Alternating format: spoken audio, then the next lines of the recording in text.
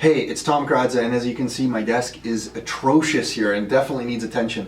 But I want to talk to you about creating multiple streams of income from one investment property. Let's head over to the training room so we can talk about this.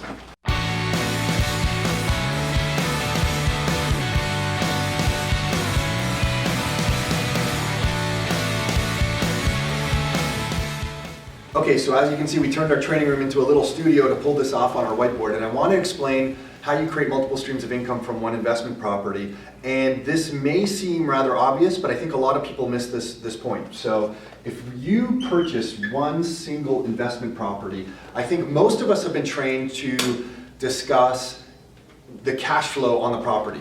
Does the rent that we're going to get from the property exceed the expenses that we're going to get from the property? This is assuming we're dealing with rental properties. In a future video, we'll talk about flips and all that kind of fun stuff. But in a single family home, some of the things that we are responsible for as the investor are going to be the mortgage payment. We're also going to be responsible for the taxes, and we're going to be responsible for the insurance on the property. Typically, the tenants are also you're going to ask the tenants to get contents insurance on the property, so that if anything happens to their property, or if they start a little fire on the stove or whatever, typically their insurance will actually cover that. So you want your tenants to get contents insurance on the property. But those are the things that we're responsible for: mortgage, taxes, insurance. And when you buy a property, the goal in everything that we do is trying to get cash flow positive properties, meaning that if all of these things, I'm going to use round numbers for the sake of examples here, all of these things are going to be costing us, let's just use like $1,200. I don't know if you can possibly read what I'm writing here, but this says $1,200.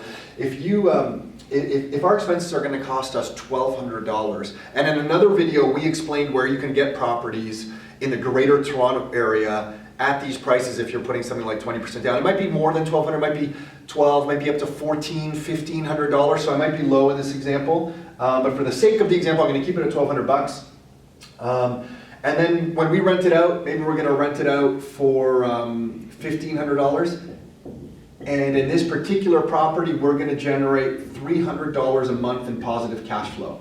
And thinking about some more current day examples, our cost of 20% down on a single family home might be closer to like $1,500, and we might be renting out closer to $1,800, but the cash flow number stays the same. It's going to be about $300. So now we have $300 in positive monthly cash flow, and this is income stream number one to us, and that's kind of what most people think about. You know, what's the monthly positive cash flow on this property? And that's kind of the number one way. It's how we think about investing in real estate. And if a property doesn't produce positive cash flow, we're not too interested in it. And the reason for that is our family, our father specifically, was flipping properties in the Mississauga area in the late 1980s. And right around 1989, 1990, the real estate market kind of blew up. Interest rates went through the roof. And he got caught with one home. It was a really bad situation.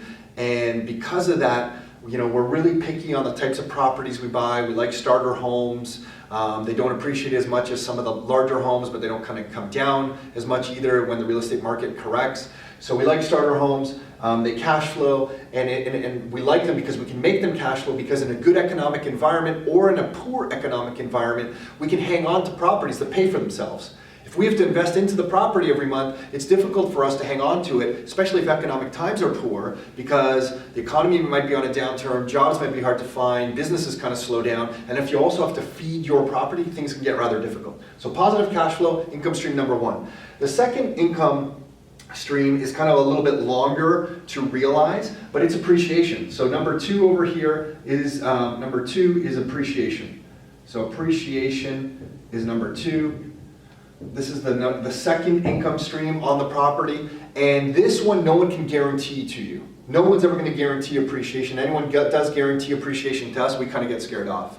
And the reason for that is no one really knows what's going to happen with the real estate market. Interest rates can change at a moment's notice. So this you can't guarantee. We lead with cash flow and have this income stream working for us. But what we found is over time, you tend to get appreciation whether you want it or not. So even if you buy the property and the property stays flat or even goes down in value for 3, 4, 5, 6 years, if you hold it for long enough, and that's your goal with positive cash flow properties, at some point it's going to come up and it will surpass the purchase price that you bought it for and start to appreciate, and you're going to get some appreciation. One of the biggest things that we found is once you hold real estate for periods of time, this is the huge moneymaker. This is the massive income stream. So you buy properties, or we buy properties for this income stream, but over a decade, which I know sounds horribly long, but time passes really quickly. And when you hold properties for a long time and this kicks in, this is where the big money and the big income stream starts to kick. This is kind of like game-changing money when appreciation starts to kick in. So we don't buy to bank and expect appreciation. We buy for cash flow, but over time we're likely going to get it. Okay? So the third income stream, so I'm going to draw this over here. Number 3 is taxes. And the reason this is an income stream to us as the real estate investor is I think a lot of accountants either don't understand real estate, or perhaps real estate investors don't appreciate how much this can be a benefit to them.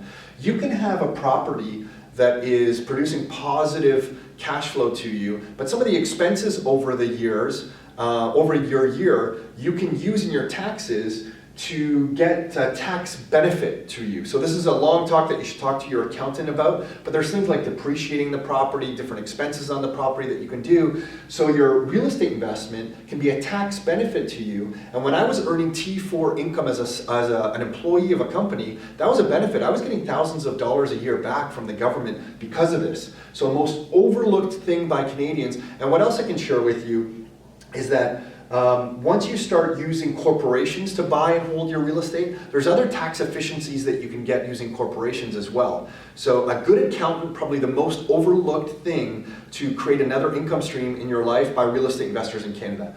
And the next one that I want to talk about is the equity. So number 4.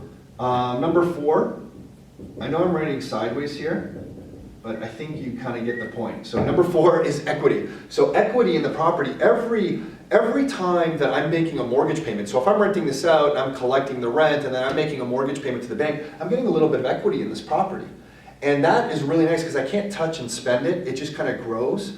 And this, when the equity grows, it kind of snowballs at first. The first year it's only a few $1,000s, the next year it's not that much either. But after time, over some period of time, this grows really nicely. So I think the most frustrating thing for investors is they'll read a lot of books and say, how am I going to buy one property and how am I going to turn it into 10 properties in 12 months?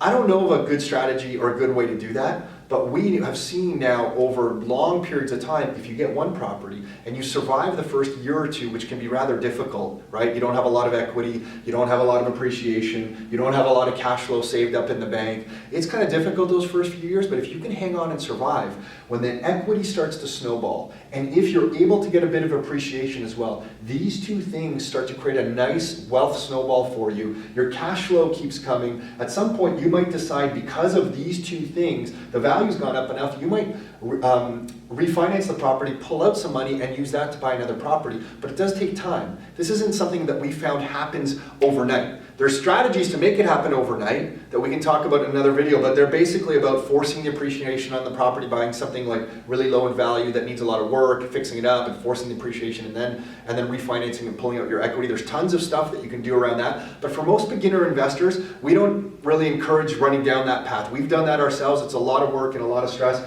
Getting one nice single family home, renting it out, having multiple streams of income working for you over long periods of time, we've seen very few investments that can match this thing. So hopefully you find that a little bit helpful. Until next time, your life, your terms.